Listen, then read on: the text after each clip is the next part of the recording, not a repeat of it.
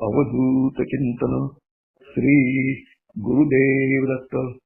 हरि ओम, हरि ओम, हरि ओम। આપણે પૂજ્ય શ્રી મોટાનું જીવન ચરિત્ર અદ્ભુત રંગોથી ભરેલું છે તેને શ્રવણ કરી રહ્યા છે। એમાં હવે આવે છે પરધર્મો ભયાવહ, એટલે કે આપણું જે કર્તવ્ય છે, આપણો જે ધર્મ છે એ છોડીને બીજા માર્ગે અથવા બીજામાં આપણને વધારે લાભ દેખાય, એટલે ભૌતિક કે આધ્યાત્મિક, તો પણ પોતાનો ધર્મ કે પોતાનું કર્તવ્ય પાલન કદી પણ આપણે છોડવું ન જોઈએ અથવા એનો ત્યાગ કરવો ન જોઈએ। બનારસમાં પૂજ્ય શ્રી મોટા પરસદભાઈની જે બે કન્યાઓ હતી તેમની સાથે વાલી તરીકે તેઓ જોડાયા હતા અને હિન્દુ વિશ્વવિદ્યાલયના નિવાસ સ્થાનમાં પૂજ્ય શ્રી મોટા રહેતા હતા। કરાચીમાં જે મધરાતે કાળી ચૌદસના દિવસે ઓલિયા સાથે તેમની મુલાકાત થઈ હતી અને પૂજ્ય શ્રી મોટાની બે શુદ્ધિકરણ ક્રિયાઓ તેમણે તેમની હાજરીમાં જ કરાવી લીધી હતી અને શરીર શુદ્ધિકરણની જે ત્રીજી ક્રિયા હતી તે રામનવમીના દિવસે તેમણે કરવા માટે કહ્યું હતું। આજે રામનવમી હતી અને તે સમયે આ પરસદભાઈની બંને કન્યાઓ પણ અતિ અસ્વસ્થ હતી કે આજે વળી શું થશે, કોણ આવશે અને કેવી પરિસ્થિતિ થશે।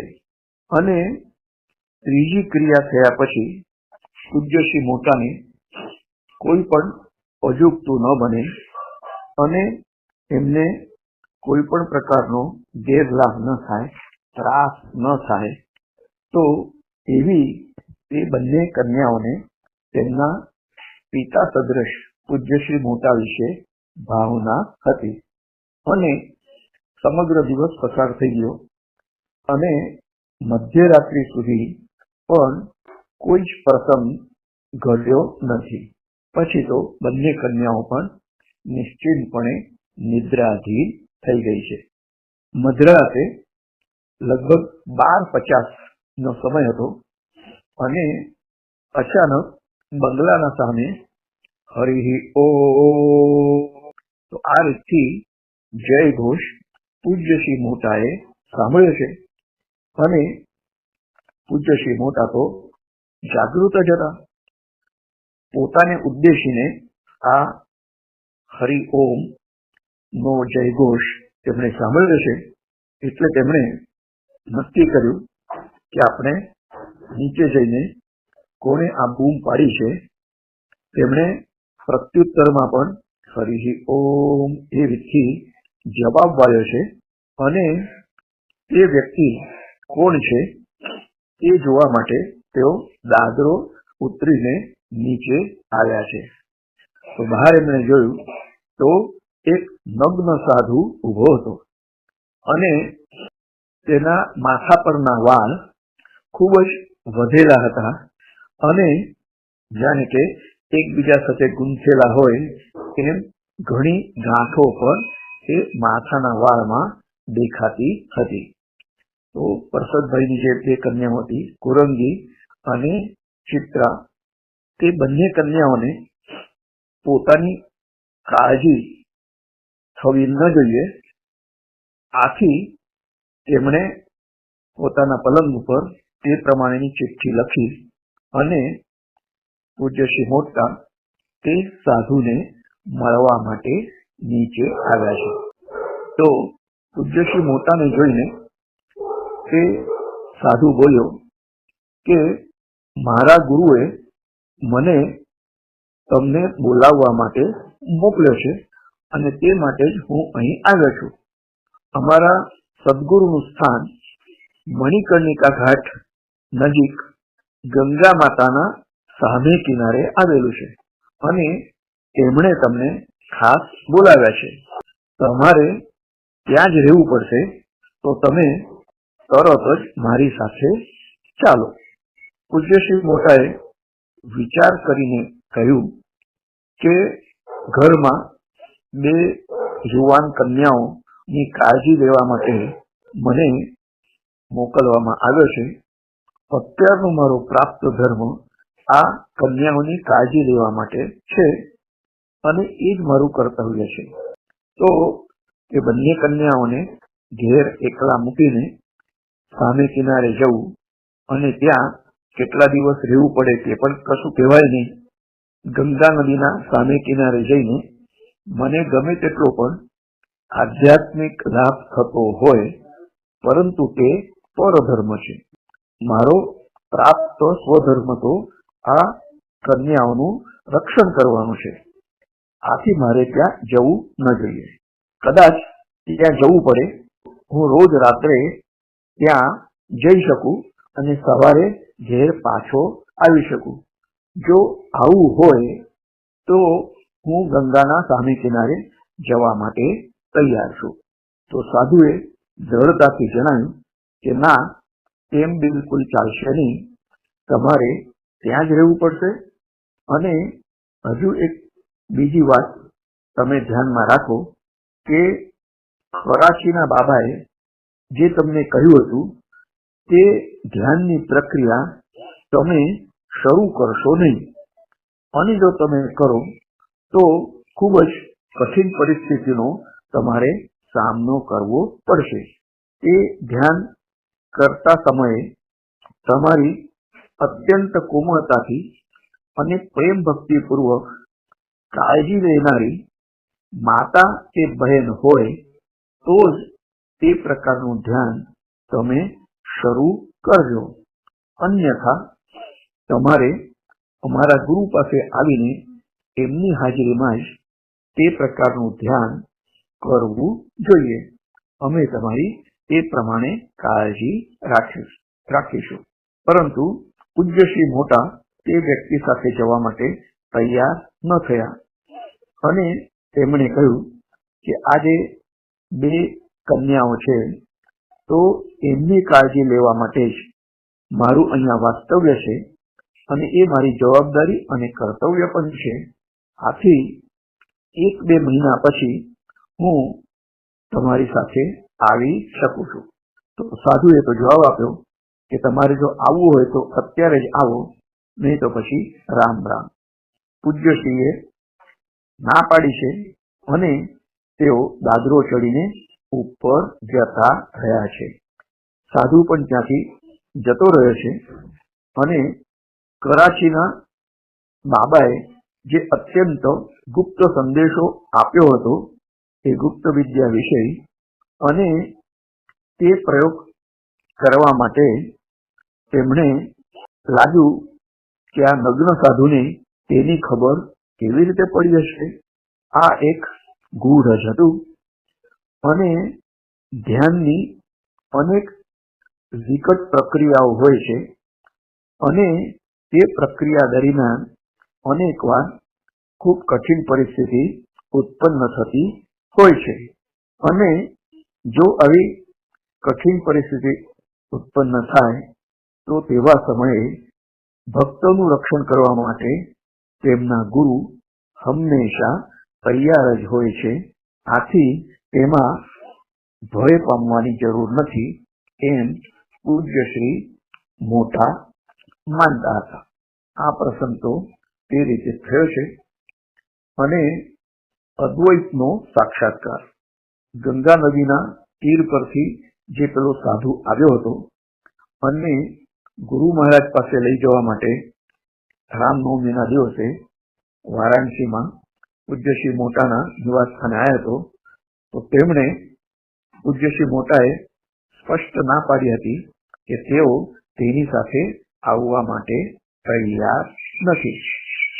અને દાદરો ચડીને તેમણે વિચાર કર્યો કે કરાચીના ઓલિયાએ જે પ્રયોગ કરવા માટે કહ્યો હતો તો તે ધ્યાનનો પ્રયોગ આપણે અહીંયા કરીએ.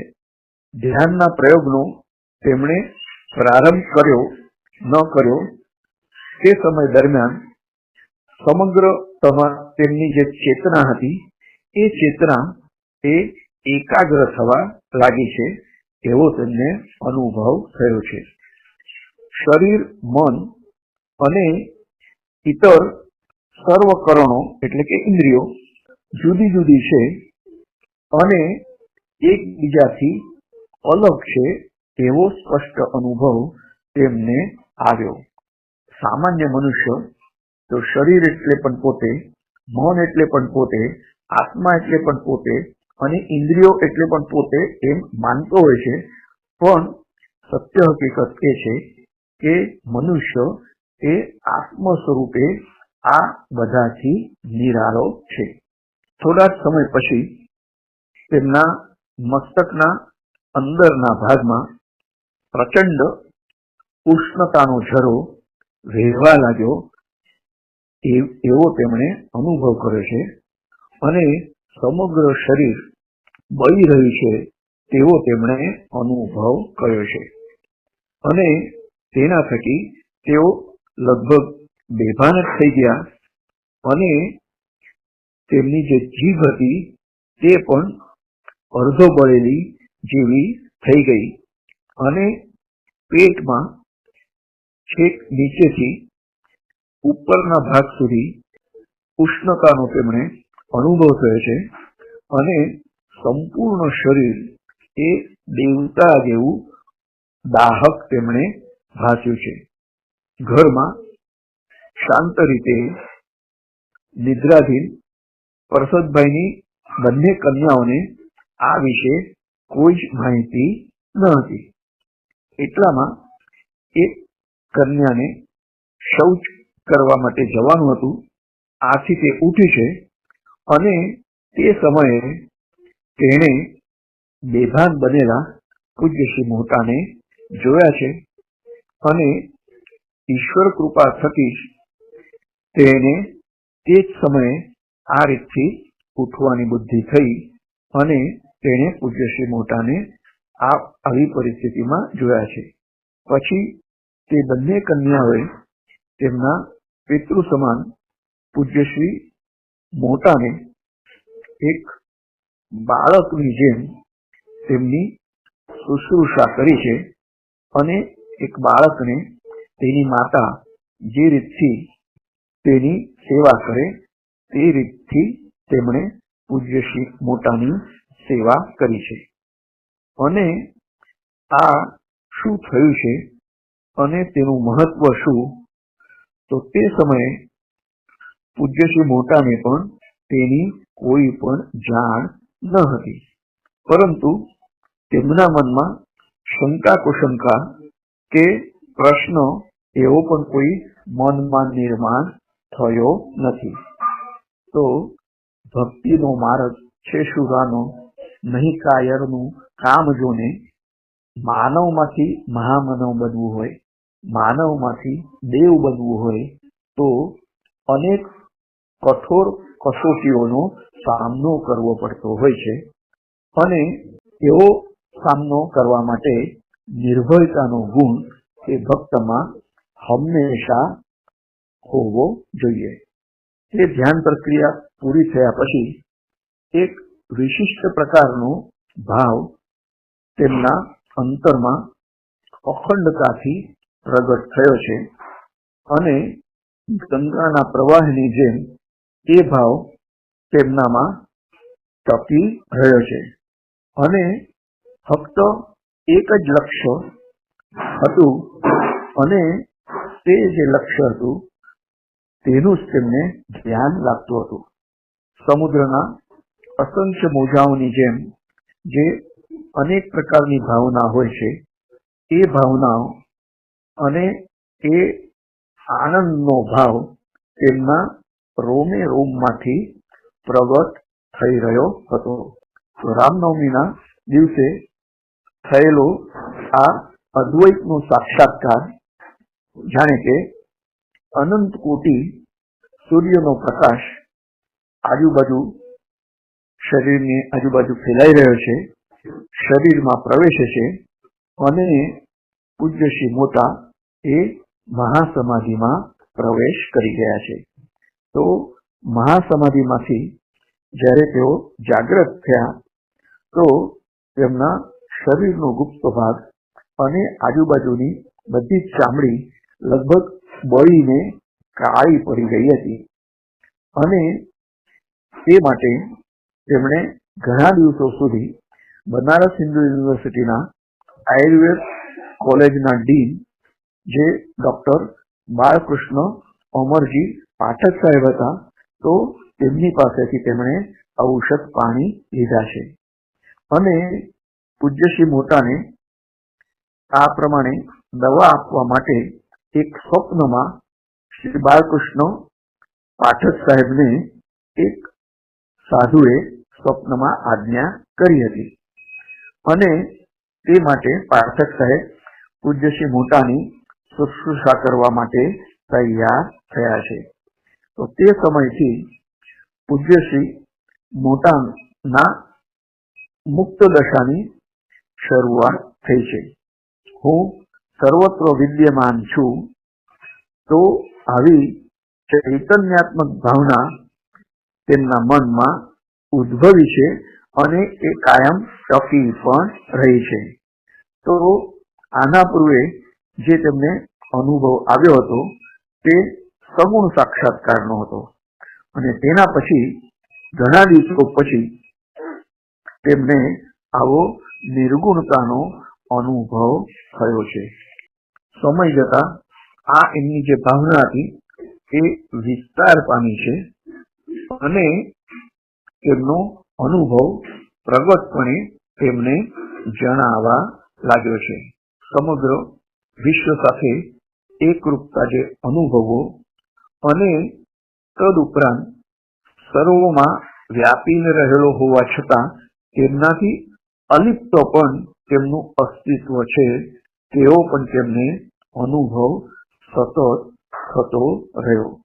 ચૈતન્ય સાથે જે તાદાત્મ્ય છે તો તેનો ગુણધર્મ જે દરેક આત્મા પાસે હોય છે, તો તે પૂજ્ય શ્રી મોટાને આ રીતથી અનુભવવા મળ્યો છે.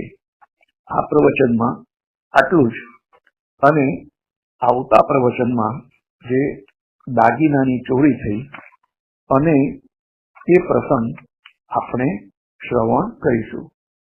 હરિ ઓમ, હરિ ઓમ, હરિ ઓમ. અવધૂત ચિંતન શ્રી ગુરુદેવ દત્ત.